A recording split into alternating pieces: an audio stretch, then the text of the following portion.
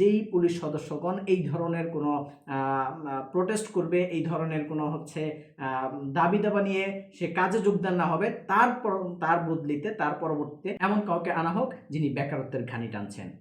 দিনের বেলা ফজরের পরপর সময় বা ফজরের সময় যেভাবে প্রত্যেকটা আলেমকে, কোরআনের হাফেজকে আপনি কান ধরিয়ে একটা একটা করে পেছন দিকে বাড়ি দিয়ে দিয়ে আপনি যে পাঠিয়ে দিচ্ছিলেন, মনে আছে সেই কথা?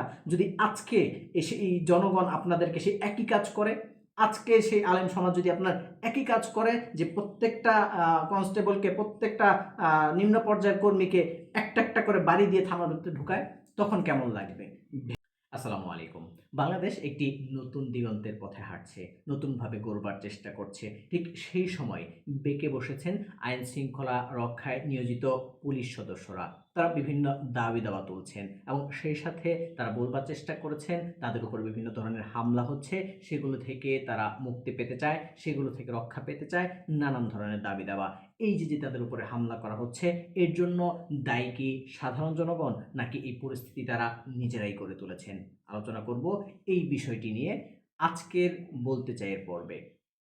দেখুন, বর্তমান সময়ে এই ফ্যাসিস্ট শাসন অবস্থায় বা স্বৈর শাসন ব্যবস্থা থাকা অবস্থায় পুলিশ অন্যায়ের, অত্যাচারের কি যে স্টিমুলার মানুষের উপরে চালিয়েছে, সেটা একদম বাচ্চা থেকে বৃদ্ধ পর্যন্ত সকলেই জানে। আবাল বৃদ্ধ বনিতা সকলের উপরে এই পুলিশের নির্যাতন চলত। ছোট থেকে বড় পর্যায়ে প্রত্যেকটা সদস্য কোনো না কোনোভাবে নির্যাতনের সাথে সম্পৃক্ত থাকতো, হয়তো তার ঊর্ধ্বতন কর্মকর্তার আদেশে অথবা স্বেচ্ছায়। এই যে বিষয়টা, একটা মানুষ, সাধারণ মানুষ একটা যে কোনো বিষয়ে যদি পুলিশের আইন শৃঙ্খলা সহায়তা নিতে যেত, সেখানে হেনস্থার শিকার হতো। আমি এই ধরনের কত হেনস্থার শিকার হচ্ছি তার কোনো ইয়ত্তা নেই। আপনি যিনি দেখছেন তিনি যে এই ধরনের কত সমস্যার সম্মুখীন হয়েছেন তারও কোনো ইয়ত্তা নেই। সেগুলো বলে শেষ করা যাবে না। হিসাবের খাতা অনেক লম্বা, ঋণ অনেক বাড়িয়েছে এই পুলিশ সদস্যরা। এই ঋণের তালিকা করলে একটি নয়, এরকম কয়েকটি ভিডিও করলেও শেষ হবে না, যা ইতিমধ্যে তাদের ঊর্ধ্বতন কর্মকর্তাদের অপকর্মের কাজগুলো কিন্তু ইতিমধ্যেই মিডিয়াতে চলে এসেছে, সেগুলো আমরা জানতে পারছি। সেই সাথে আমরা কিন্তু দেখতেও পাচ্ছি, আমরা দেখেছি আন্দোলনের সময়গুলোতে তারা কী ধরনের পরিস্থিতি করেছে।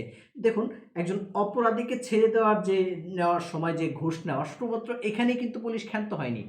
অপরাধ করেছে, তার নামে মামলা হয়েছে, তাকে ধরবার জন্য, তাকে অ্যারেস্ট করবার জন্য কিন্তু বাদীর কাছ থেকে ঘুষ নেওয়া হয়েছে। এই ধরনের ঘটনা বাংলাদেশে অ্যাভেলেবেল ঘটেছে, অ্যাভেলেবেল, যার হিসাব নেই বাংলাদেশে। এছাড়াও আমি যদি বলি যে বাংলাদেশের সাধারণ মানুষের, বাংলাদেশে একদম যিনি কোনো মামলা করতে যাবেন না, যিনি কোনো মামলায় পতিত হবেন না, এছাড়াও সাধারণ যে সেবাটি পাওয়ার কথা, সেই সেবাটি পেতে গিয়েও কিন্তু পুলিশের নানান ধরনের হেনস্থার শিকার হতে হয়। আপনি ট্রাফিক ব্যবস্থায় দেখেন, আপনি বিভিন্ন জায়গায় দেখেন, আজকের বাজার, আজকের গত এই নতুন স্বাধীনতা, নতুন দিগন্তে যখন বাংলাদেশ পা রেখেছে, তখনকার অবস্থাটা দেখুন না। রাস্তায় কোনো ধরনের ট্রাফিক পুলিশ নেই, সকল যানবাহন তাদের ভাড়া কমিয়ে দিয়েছে। বলছে যে এখন কাউকে চাঁদা দিতে হয় না, ভাড়া কম দেন। সিএনজি বলছে এখন কাউকে চাঁদা দিতে হয় না, ভাড়া কম দেন। সবজিওয়ালা বলছে এখন কাউকে চাঁদা দিতে হয় না, সবজির দাম প্রায় অর্ধেকের নিচে নেমে এসেছে। প্রায় অর্ধেকের নিচে প্রত্যেকটা সবজির দাম আজকে বাংলাদেশে প্রায় অর্ধেকের নিচে নেমে এসেছে, শুধুমাত্র এই চাঁদা না দেওয়ার কারণে, এই চাঁদাবাজি বন্ধ হওয়ার কারণে। এই চাঁদাবাজির সাথে শুধুমাত্র পুলিশ না, আরও অনেকেই কিন্তু জড়িত রয়েছে। তাদের কথা অন্য একটা আলোচনায় করবার চেষ্টা করব, কিন্তু আজকে যেহেতু পুলিশদের নিয়ে আলোচনা করবার চেষ্টা করছি, তাদেরকে বলতে চাই, দেখুন, আপনাদের যে দাবিগুলো আপনাদের দিক থেকে অবশ্যই যৌক্তিক মনে হতে পারে, কিন্তু সাধারণ জনগণের পক্ষ থেকে কখনোই এই দাবি যৌক্তিক না। আপনাদের উপরে যে এখন যতটুকু নির্যাতন করা হয়েছে, এটা খুবই সামান্য। আপনারা যে ঋণ বাড়িয়েছেন, সাধারণ জনগণের কাছে যে ঋণ আপনারা বাড়িয়েছেন, তার তুলনায় খুবই সাধারণ, খুবই কম।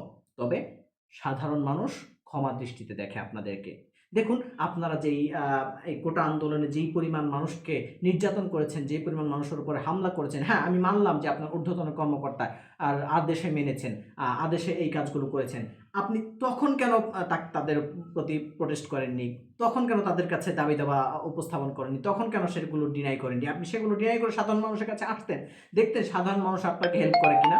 সেটি না করে আপনি কিন্তু সেই আপনার যেই ঊর্ধ্বতন কর্মকর্তা তার হুকুম মানার চেষ্টা করেছেন, জনগণের টাকায় খেয়ে জনগণের টাকায় পড়ে আপনি সরকারের হুকুম মানার চেষ্টা করেছেন, ঊর্ধ্বতন কর্মকর্তাদের হুকুম মানার চেষ্টা করেছেন, তাদের গোলাম হয়ে থাকার চেষ্টা করেছেন। এখন কেন সাধারণ মানুষের এই সাধারণ বিষয়টুকু, সাধারণ ক্ষোভটুকু আপনারা মেনে নিতে পারেন না?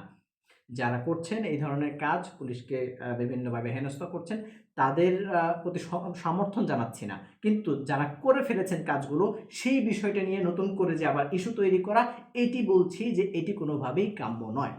যারা ভালো পুলিশ অফিসার রয়েছেন তাদের কথা ভিন্ন, তাদের আলোচনায় যাচ্ছি না। অবশ্যই প্রত্যেকটা জায়গায় প্রত্যেকটা সেক্টরে ভালো মানুষ রয়েছেন, তাদের হিসাব ভিন্ন। কিন্তু যারা এই হচ্ছে অপকর্মে, যে যারা এই ধরনের অপরাধ কর্মে যুক্ত হয়েছেন, যারা এই ধরনের অপরাধ কর্মে হচ্ছে সহযোগিতা করেছেন, তারা প্রত্যেকেই কিন্তু শাস্তিযোগ্য অপরাধ করেছেন।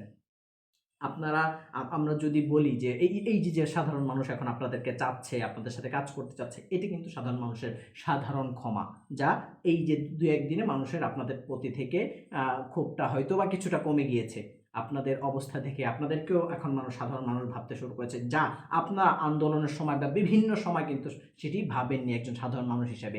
আপনি সেটি ক্ষমতার অপব্যবহার করেছেন। ধরুন আজকে আপনি আসতে চাচ্ছেন না বা এখন আসা শুরু করেছেন থানাগুলোতে কাজের জন্য আসা শুরু করেছেন। ঠিক এই সময়টায় যদি এমন হতো যে সেই ১৩ সালে আপনি যেটি করেছিলেন, আপনারা যেটি করেছিলেন মনে আছে? সেই ১৩ সালে নির্বিচারে আলেমদের উপর, নির্বিচারে হাফেজে কোরআনদের উপর যেভাবে অত্যাচার করেছিলেন রাতের আঁধারে মনে আছে? সেই রাতের আঁধারের কথা বাদ দিলাম।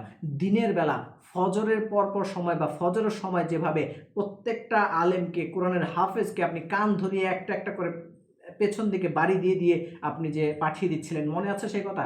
যদি আজকে এসে এই জনগণ আপনাদেরকে সেই একই কাজ করে, আজকে সেই আলেম সমাজ যদি আপনার একই কাজ করে যে প্রত্যেকটা কনস্টেবলকে, প্রত্যেকটা নিম্ন পর্যায়ের কর্মীকে একটা একটা করে বাড়ি দিয়ে থানার ভিতরে ঢুকায়, তখন কেমন লাগবে?